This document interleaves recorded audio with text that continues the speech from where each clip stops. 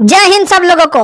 देखिए, हम सब का जो एक सपना था कि कैसे यूपीएससी जैसे बड़े सिलेबस को कैसे उसे में पूरा किया जाए और गांव-गांव तक के बच्चों को भारत के सबसे बेहतरीन शिक्षकों से शिक्षा दिलाई जाए। इसी क्रम में जो हमारा पिछले 6 महीने से हमारा जो पूरी तैयारी चल रही थी कि कैसे इस शिक्षा को गांव के बच्चों को ये ताकि एहसास हो, उनको लगे कि नहीं, शिक्षा इतना बेहतरीन हो सकता है और पढ़ाई भी इतनी इंटरेस्टेड हो सकती है। इसके लिए उसने बेहतरीन शिक्षक की भी जरूरत होती है। 6 महीने से हम सर को तलाश रहे थे ऐसे शिक्षक को। आपको ही पता है कि हीरा ढूंढने में कितना टाइम लगता है यहाँ पर। और कई लड़कों का ना, सर इतना टाइम क्यों लग रहा है? तो भैया, झोपड़ी बनाने में टाइम नहीं लगती है, महल बनाने में सबको समय लगता है। तो इसी क्रम में हमें चाहिए थे इतिहास के एकदम बेहतरीन से बेहतरीन, भारत के सबसे बेहतरीन शिक्षक की कड़ी में हम आधुनिक भारत के सुकरात के पास आ गए हैं। आज आप लोगों को रूबरू कराते हैं मणिकांत सर के, जो किसी भी परिचय के मोहताज नहीं है और इनके पढ़ाने का तरीका लाजवाब है। पढ़ने के बाद लड़कों को फील होने लगता है कि नहीं, अब तो हमारा सिलेक्शन पक्का होने वाला है। तो भारत के सबसे बेहतरीन शिक्षक से पढ़ने का आपको मौका मिल रहा है और हम खुद गौरवान्वित महसूस कर रहे हैं कि आधुनिक भारत के सुकरात के साथ आज हमें यहाँ मौका मिल रहा है। आप लोगों को भी यह मौका मिलेगा और आप लोग समझेंगे कि कैसे भारत का अब निर्माण होगा, क्योंकि जो विशाल अखंड भारत की जो परिकल्पना थी, वो जैसे हमारा उस समय अखंड भारत चाणक्य जैसे विद्वानों से बना था, उसी तरह अब हमें आगे बढ़ना पड़ेगा हम सब लोग को। उस समय एक चंद्रगुप्त मौर्य ने देश को जोड़ा था, लेकिन आज हजारों चंद्रगुप्त मौर्य की जरूरत पड़ेगी। और इसी सिलसिले में इतिहास पढ़ाने के साथ साथ इतिहास रचने वाले मणिकांत सर से आप रूबरू हुइए और समझिए कि कैसे कैसे आगे चीजें चलेंगी। Sir, thank you very much Khan साहब। पहली बात तो मैं खान साहब को बहुत बहुत इस बात के लिए धन्यवाद और ज्ञापित करना चाहूँगा कि इन्होंने इतना बड़ा मिशन शुरू किया है। और मैं अपने स्टूडेंट्स को इस बात का भी जवाब देना चाहूँगा, क्योंकि काफ़ी क्यूरियोसिटी उनको होगी। कई बच्चे साइट पर भी लिखते हैं कि सर बहुत खुशी हुई कि आप इस मिशन से जुड़े हुए, जैसे खान साहब ने आपको अखंड भारत कहा। मैं आपको इस बात का अभी मैं आपके साथ कुछ शेयर करना चाहता हूँ, क्योंकि मेरे फ्रेंड्स, मेरा अपना मानना है और जो खान साहब का भी मैं देख रहा हूँ, इनका भी यह प्रिंसिपल रहा है कि मैनेजमेंट और स्टूडेंट्स के बीच, टीचर्स और स्टूडेंट्स के बीच कंप्लीट ट्रांसपेरेंसी होनी चाहिए। तो मैं पहले आपको बताऊं कि मैंने क्यों खान साहब के इस मिशन में शामिल होना स्वीकार किया। इन्होंने पहली बात जब कही तो मुझे काफ़ी इम्प्रेसिव लगा। इन्होंने कहा कि देखिए, ये कोर्स नहीं है, ये मिशन है। ऐसा मिशन जिसको हम पूरे भारतवर्ष में फैलाना चाहते हैं। और ये पिछले 20 ईयर से मैं सोच रहा था। अब देखिए, इन्होंने एक बात कही तो मेरे रोंगटे खड़े हो गए, क्योंकि मैंने आज तक कभी इस पर सोचा भी नहीं था। मैं पिछले 30 वर्षों से इस फील्ड में हूँ। इतनी कम उम्र में ये आइडिया इनके दिमाग में कैसे आया? इन्होंने कहा कि अभी लगभग 5 लाख बच्चे यूपीएससी में अपीयर होते हैं और हम उसके नंबर्स को 20 लाख अगर कर दें तो क्वालिटी ऑफ स्टूडेंट्स बदल जाएगा, कंपोजिशन ऑफ स्टूडेंट्स बदल जाएगा और रूरल अर्बन का डिवाइड भी समाप्त हो जाएगा जो यूपीएससी में बना हुआ। ये मुझे बहुत अपीलिंग लगी। मुझे लगा कि भाई, इनमें इतना जज्बा है। 5 लाख से 20 लाख, 15 लाख का एडिशंस। अब ये तो यही बताएंगे कैसे करेंगे, लेकिन मुझे चूंकि बता चुके हैं तो मैं चाहूंगा कि भाई इन्हीं के मुख से आप सुने कि 5 लाख से 20 लाख कैसे करेंगे। सर का कहना है कि 5 लाख से, देखिए अभी लगभग 5 लाख लड़के यूपीएससी का फॉर्म भरते हैं, जिसके सबसे बड़े कुछ रीजन में है कि इतनी महंगी है यूपीएससी कि अगर आप सोचिएगा कि सस्ता में कहीं कर ले तो सर जैसे महान शिक्षक से पढ़ने का अवसर नहीं मिलेगा। और अगर सर जैसे महान शिक्षक से पढ़ने का मौका चाहिए तो आपके पास बहुत 2-3 लाख रुपए चाहिए। पहले के समय में एक ये था, सर जैसे कहें कि 20-30 साल से सर का भी ये सपना था कि अब देश बदलना है।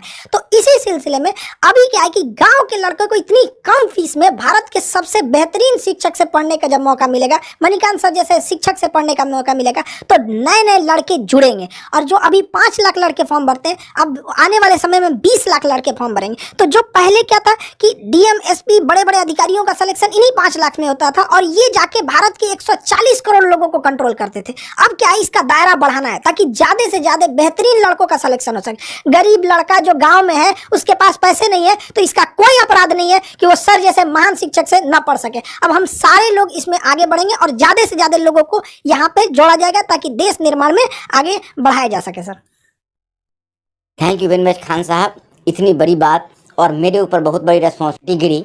मैं एक चाहूँगा कि एक बहुत ही कर्मठ सिपाही की तरह इस मिशन को जरूर आगे बढ़ाऊँ, क्योंकि ये मैं पिछले 20 ईयर से, जैसा इन्होंने कहा, 20 ईयर से मैं सोच रहा था। दूसरी बात कि मैंने खान साहब एक अखंड भारत शब्द का बहुत ज़्यादा प्रयोग करते हैं, मेरे सामने भी किया। तो मैंने खान साहब से क्वेश्चन किया कि व्हाट डू मीन बाय अखंड भारत, आपको अखंड भारत से मतलब क्या है। तो खान साहब ने कहा कि देखिए इसके तो कई मतलब वैसे मैं निकालता हूँ, लेकिन एक जो मेरा बड़ा मतलब है वो ये है कि जैसे वल्लभ भाई पटेल ने पूरे भारतवर्ष का एकीकरण किया था जब उन्होंने स्वतंत्रता के बाद उसका एक तरह से आप कहिए तो प्रिंसली स्टेट्स का जो देसी रियासत थे उनका विलय किया। लेकिन इंडिया एजुकेशनली बहुत डिवाइडेड रहा, बहुत डिवाइडेड रहा, और 16% साक्षरता मात्र 75% तक पहुंच गई है। तो साक्षरता का हाल है और शिक्षा का तो हाल मत पूछिए।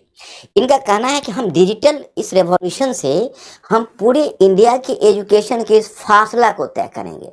भाई ये तो बहुत बड़ी बात है, इतनी कम उम्र में इतनी बड़ी बात इन्होंने सोची है। धन्यवाद। मतलब मैं तो चकित रह गया और मैं सोचा कि भाई इस बस को मिस नहीं किया करना चाहिए, इसको जरूर आगे बढ़ाना चाहिए। और इतने बड़े मिशन में मैं और लोगों को भी कहूँगा, मैं सारे शिक्षक समुदाय से अपील करूँगा कि इस मिशन में आए।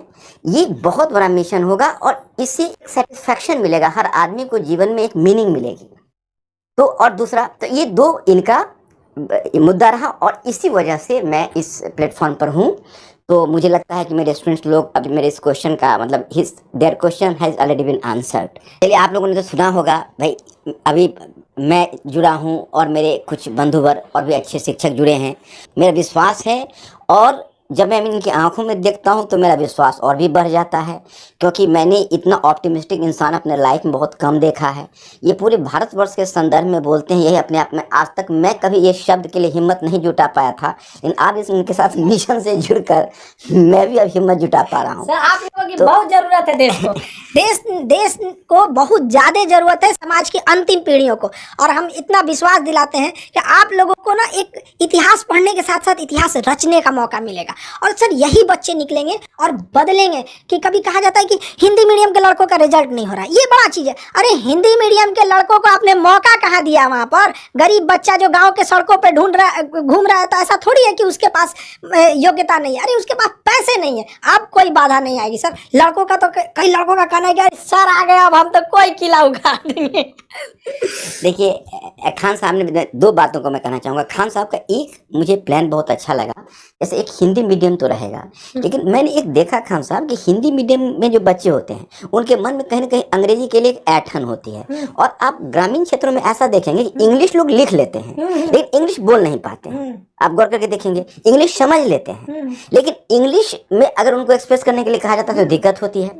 तो वैसे लोग जो इंग्लिश लिख सकते हैं, आज की तारीख में जब इंटरव्यू में भी उनके पास चॉइस है कि हिंदी इंग्लिश किसी में डिलीवर कर सकते हैं, और अगर वो इंग्लिश लिखने की स्थिति में है तो उनको शिक्षा देने के लिए आपने जो इंग्लिश वाला आइडिया दिया है ये बहुत अच्छा। इन्होंने 3 स्टेज में लाया है, एक कहा है हिंदी मीडियम, दूसरा इंग्लिश और तीसरा इंग्लिश, प्योर इंग्लिश, ताकि वैसे बच्चे जो प्योर इंग्लिश वाले हैं साउथ इंडिया, क्योंकि अखंड भारत को करना है तो अगर आप केवल हिंदी में रहेंगे तो खंडित भारत हो जाएगा। तो उसको अखंड भारत करने के लिए आपको गैर हिंदी प्रदेश में भी जाना पड़ेगा। तो ये भी एक लॉन्ग टर्म प्लान है।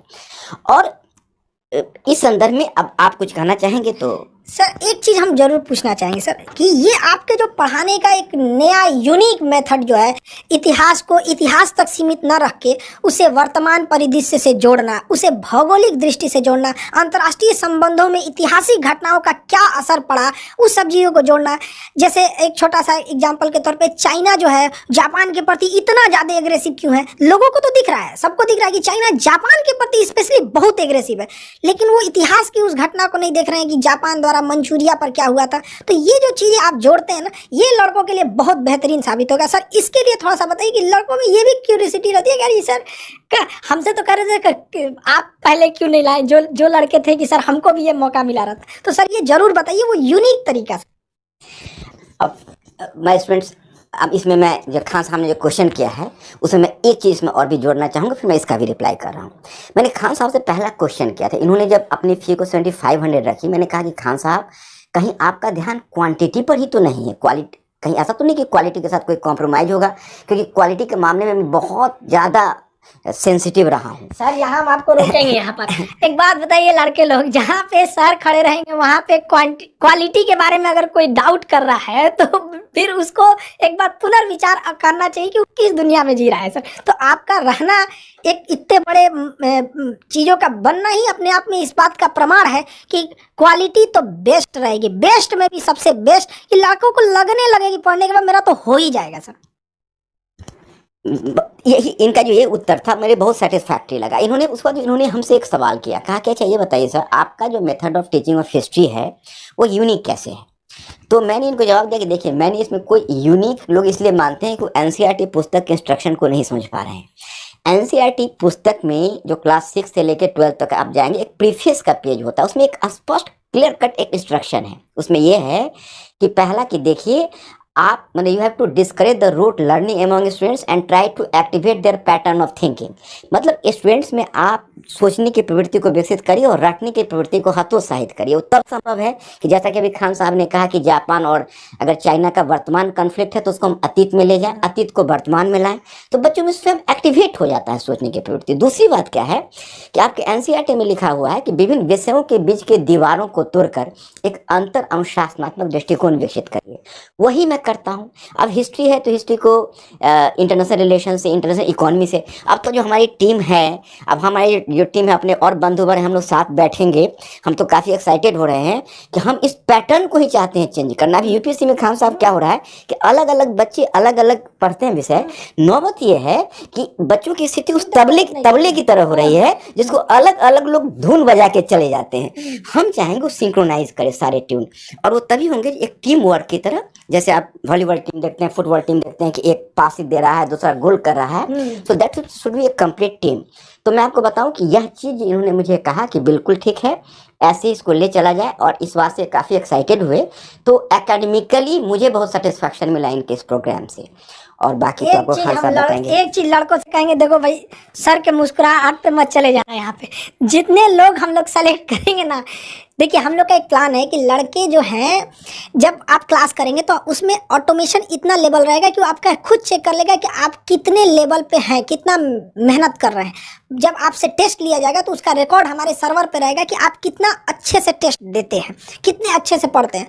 और हम लोगों की जो सिलेक्शन टीम है अगर सेलेक्ट कर लेगी कि नहीं अब आपको व्यक्तिगत रूप से अगर और मेहनत कर दिया जाए तो आपका सिलेक्शन पक्का होगा, तो आपको गाँव से हम लोग की पूरी संस्था ऑर्गेनाइजेशन आपको वहाँ पे यहाँ दिल्ली लाएगी और उन लड़कों को स्पेशली पढ़ाया जाएगा। और जिन लड़के सर के आएंगे ना ये सर के अंडर में, तो सर अभी भले मुस्कुरा के आपको बता रहे हैं, लेकिन जब पढ़ाने के टाइम पे उतरते हैं ना सर, तो लड़कों को इस तरह से, जिस तरह गन्ना का रस कैसे निचोड़ लिया जाता है वैसे निचोड़ लिया जाता है। हमसे कह रहे थे कि खान साहब लड़कों को बस खाने के लिए और सोने के लिए छूट देना है, अब बाकी यहीं ले आके पढ़ना है, तब जाके भारत बदलेगा। तो याद रखिए वो कमर कस लीजिएगा, ऐसे मेहनत करने वाले हैं। यहाँ सर बहुत आराम से कर रहे हैं, लेकिन जब सर पढ़ाने उतरते हैं ना पूरी टीम हिल जाती है यहाँ पे।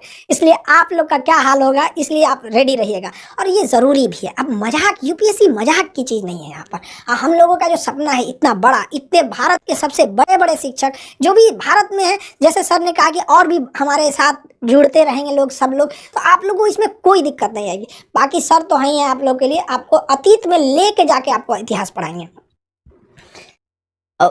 डियर स्टूडेंट्स, मैं आप फिर एक बार अपील करना चाहूँगा, आप लोग डरना मत बिल्कुल। खान साहब ने थोड़ा सा ज़्यादा कर दिया। एक्चुअली है ऐसा कि थोड़ा डिसिप्लिन तो आवश्यक है। दूसरी बात है कि आप हमारे एजुकेशन सिस्टम तो आप देख ही रहे हो, आप लोग उसके प्रोडक्ट हो, और यूपीएससी में बड़ा लंबा गैप है, तो मेहनत तो करनी पड़ेगी। मेहनत में हम इतना ख्याल जरूर रखेंगे, पहले आपको विषय में इंटरेस्ट हो। सारे विषयों में हमारी पूरी टीम इस बात का ख्याल रखेगी कि पूरे विषय में इंटरेस्ट हो, और विषय में एक बार इंटरेस्ट जग जाए तो फिर हम आपको मेहनत कराएंगे, तो वो मेहनत आपको प्रेशर नहीं लगेगा, you will enjoy the classes. I am confident about the fact. तो आप बस इस बात का तैयारी रखिए। और दूसरी बात यह है कि अभी बहुत सारे प्रोग्राम हमारे पास है, मतलब बहुत सारी योजना है। इनके साथ हमने बैठ के खान साहब से बहुत चीज़ें डिस्कस की हुई है, अभी इम्प्लीमेंटेशन के प्रोसेस में है। मैं इनका जब गया हेडक्वार्टर जहाँ पर इन्होंने बनाया हुआ है, इतना बढ़िया इंफ्रास्ट्रक्चर इन्होंने बनाया हुआ है, और इतनी बड़ी तैयारी देखकर मैं दंग रह गया। मैं अचानक से कोई ये निर्णय नहीं लिया, मैंने इनकी तैयारी बहुत है लेकिन 2-10 मिनट में समझाना मुश्किल है। एक बार इसको अनफोल्ड होने दीजिए, फिर धीरे धीरे मैं अपना प्रोग्राम आपको बताता रहूँगा कि कैसे कैसे हम ये करेंगे। जब इंडिया को ही बदलने की बात है तो मैसिव स्केल पर तो काम करना ही पड़ेगा। बाकी खान साहब सर आपका हम बहुत दिल से आभारी हैं। आप इस भारत को बदलने में एक महत्वपूर्ण सेनापति के रूप में अपनी भूमिका निभा रहे हैं। और देशवासियों को भी हम कहना चाहेंगे बाबू कि जिन लड़कों को ऐसे गांव में बैलगाड़ी पर जीवन बिता दिए, अपने गांव का सर लड़का मेहनत करके, एक हमारे यहाँ लड़का आया था सर पढ़ने, वो नदी से बालू निकाल के भरता था और उस पैसे से फीस देता था। हम कहे कि भैया ये फीस लेके हम भगवान को क्या मुंह दिखाएंगे, तुम सफल हो जाओ, यही मेरा सबसे बड़ा फीस है। तो जो लड़के इन बैलगाड़ी पे जीवन बिता दिए ना, हम आप बच्चों को कहते हैं मन लगा के पढ़ाई कीजिए। आपके माँ बाप को हम इस एम्बेसडर में ना घुमा दिए, हम लोग का ये सपना है, तब आप कहिएगा। अब वो गया जमाना, अब राजा का बेटा राजा नहीं बनेगा, राजा वही बनेगा जो उसका काबिल होगा, हकदार होगा। अब इस अखंड भारत के निर्माण में आप सब लोग लगे रहिए और आने वाली पीढ़ियों को ये बताइएगा कि जब ये भारत को बदला जा रहा था तो उस कड़ी में हम लोग भी शामिल थे। आई होप आप सबको समझ में आया होगा और बहुत जल्दी हम लोग इस चीज़ों को जुड़ते रहेंगे। यूपीएससी बहुत बड़ी चीज़ है। अब इतनी कम 7 से 8 हज़ार की फीस में अब सोचिए 2-3 लाख वाले फीस को इतना सप्रेस किया गया। इसमें हम सर का भी बहुत बड़ा आभारी हैं, जो सर इतने बड़े मिशन में एक सेनापति के रोल निभाने के लिए आगे आए। अब बाकी आप लोग अपनी तैयारी के लिए अब निश्चिंत रहिए। अब गांव का हर एक लड़का पढ़ाई करेगा। इंग्लिश मीडियम वाले लड़के, आप लोगों के लिए भी सेपरेट बैच रहेगा। साउथ इंडिया के लड़कों को हम छोड़ कैसे सकते हैं? अखंड भारत में साउथ इंडिया छोड़ दे तो अखंड भारत कहाँ रह गया? वहाँ पे सबको जोड़ा जाएगा और हम कोशिश करेंगे इस व्यवस्था को और बेहतर निरंतर कैसे बनाया जा सके। आई होप आप समझे होंगे। मिलेंगे नेक्स्ट क्लास में। जय हिंद।